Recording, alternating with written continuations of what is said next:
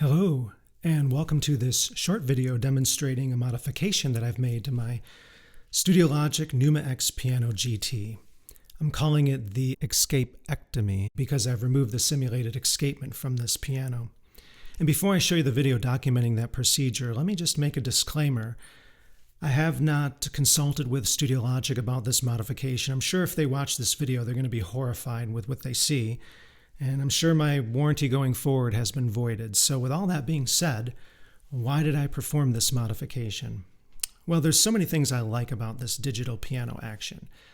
As a matter of fact, I think the TP400 action in this digital piano produced by Studio Logic is one of the best digital slab piano actions available. And I've played owned a lot of top-tier digital piano actions. And I just like this one for a number of reasons.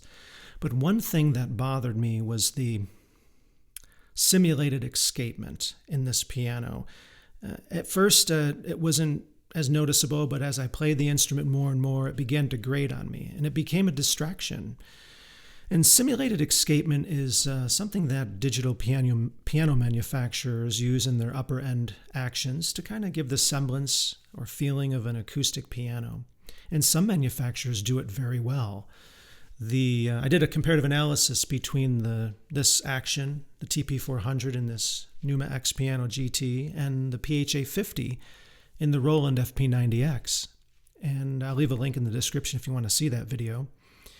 And in that video, I expressed my appreciation or admiration for the way that Roland implemented the simulated escapement in their FP90X. It felt very good, very natural, very subtle. If you weren't looking for it, you wouldn't even know it was there. And I guess if you were looking for it, you can find it. But it was very subtle, blended very nicely. And if this Numa, if this TP400 action in this Numa X piano came with a more subtle simulated escapement, it would be fine. I wouldn't have felt the need to perform this modification. I'm not against simulated escapement when it feels good, but it didn't feel good, in my opinion, in this piano, sorry to say. It felt, mechanically, it just felt too abrupt. It felt too much, it was too much of a mechanical impingement in the key movement, particularly in the black keys. I noticed it more in the black keys than I did in the white keys. And the more I played and the more I realized I didn't like it, the more I couldn't stop focusing on it, if you know how that goes. So I took the piano apart and I realized there's nothing I can do to subdue or lessen the feeling of it, so the only modification that seemed worthy of trying was to completely remove it, and that's what you're going to see in this video. I put it back together, waited a little while before I uploaded this video because I wanted to see, number one, is the keyboard going to work correctly after I put it back together? And number two, after I play it for a while, is this modification an actual improvement in the feel of the action? And the answer to both of those questions is yes.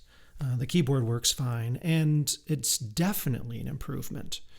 I notice it, as I suspected, mostly in the black keys. So when I play in the key of A flat or G flat, whatever my fingers are playing more in the back of the black keys, it's just easier and smoother to play.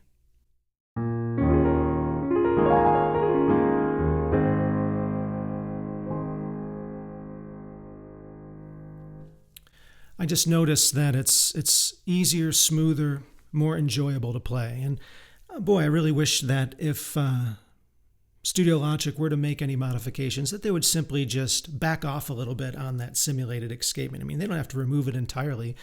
Just make it a little bit more consistent between the black and white keys. I can see how it can be done just looking at the geometry of it, but maybe they like it the way it is, and who am I to question that? So I think this is an improvement, though, for me. The keyboard was really good. I liked it a lot, and now it's even better. And what I've done is I've taken about 4 hours worth of work and condensed it into a 5-minute narrated video, so you can see the procedure if you're interested in seeing how it's done. So sit back and enjoy. There's 4 screws on each cheek block and 6 screws in the back that need to be removed, 10 screws total. And once you remove those, you can lift the top right up. And once you got the top up, you'll see that there's two wires that need to be disconnected.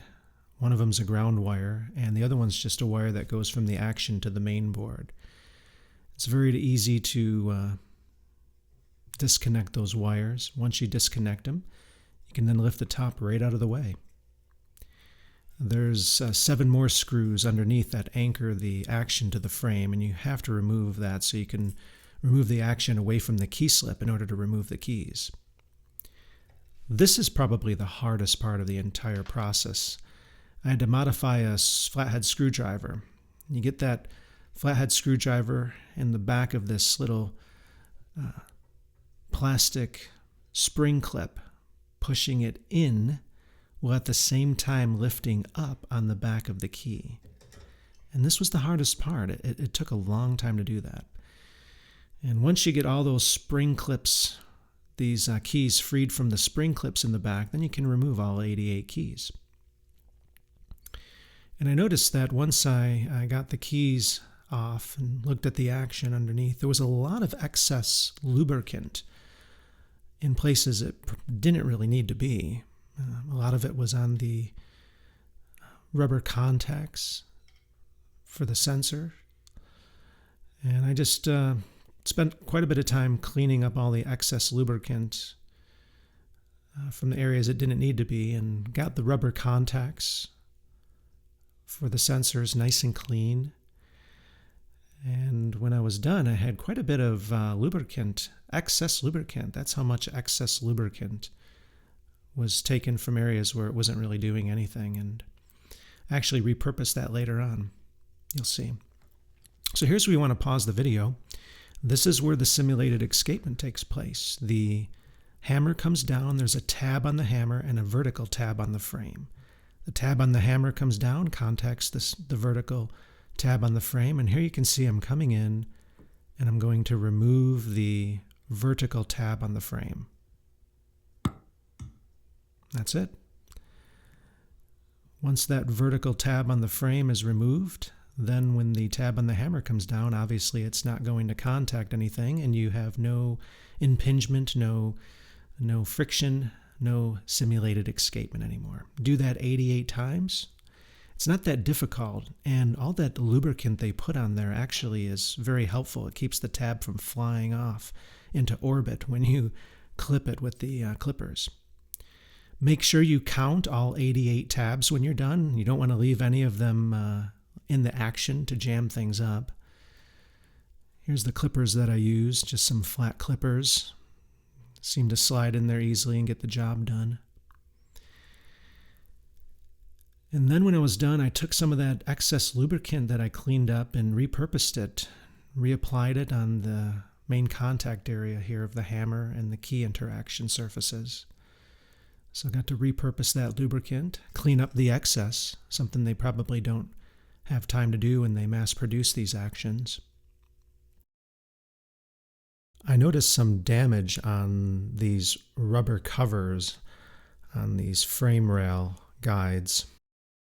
I didn't do that. There was quite a few of them like that already, and I don't know what type of problems that might cause in the future, but it doesn't seem like it's an expensive or difficult part to replace if they need to be replaced. But the molding just seems to be kind of faulty on that. Quite a few of them were like that. These springs are really important. At the back of the key, there's a spring. I call it a key return spring, and enables the key to return to the full position so that it's level with all the other keys. If you lose that spring, the key will not be level when it's at rest. So don't lose those springs. And then it's just a matter of cleaning up the excess lubricant on the keys before you reinstall them. And they go back in a lot easier than they come out. Once you line them up, press it down onto that spring clip, and that's it. Do that 88 times, cleaning the keys, and I used and repurposed some of the lubricant, excess lubricant on those keys that needed it. And once they were all reassembled, it's just a matter of cleaning everything up, cleaning the excess lubricant up, testing the keys out, and then simply reassembling those 17 screws just in the same way you took them out. And that's it. Pretty simple process. Thank you for watching, and God bless.